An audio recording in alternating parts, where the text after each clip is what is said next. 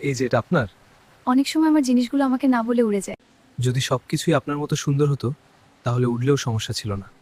আপনি কি সবসময় এমনভাবে কথা সেদিন নদীর বাতাসেই শুধু নয়, দুজনের ভেতরেও কিছু একটা নড়েচড়ে উঠেছিল।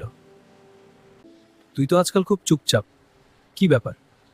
কিছু না, মাঝে মাঝে একটা মুখ সামনে ভেসে ওঠে। তাহলে আবার দেখা হয়ে গেল? ভাগ্যই মনে হয় বারবার কাছাকাছি নিয়ে আসে। চল ঈশা, দেরি হয়ে যাচ্ছে, আবার দেখা হবে। যে মেয়েটা হাসলেই বুকের মধ্যে কেমন যেন চিনচিন করে, তাকে কি সত্যিই পছন্দ করা বলা যায়? যেদিন তুই তাকে ছাড়া কিছু ভাবতে পারবি না, সেদিন প্রেম নিশ্চিত।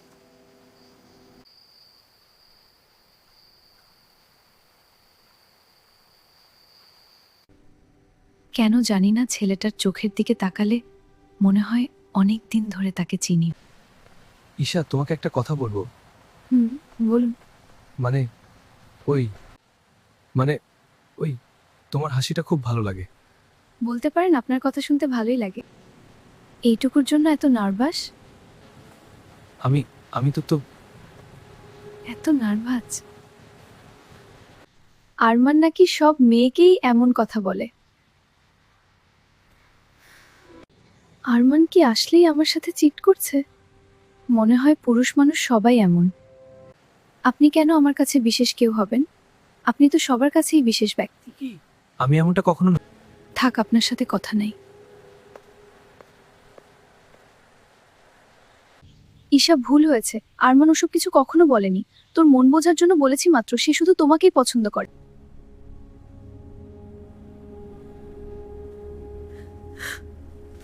আরমান!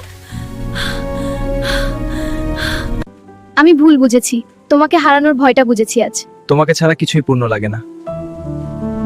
যেটা তুমি বলতে পারোনি আজ সেটা আমি বলছি। আমি তোমাকে ভালোবাসি। বৃষ্টি হচ্ছে।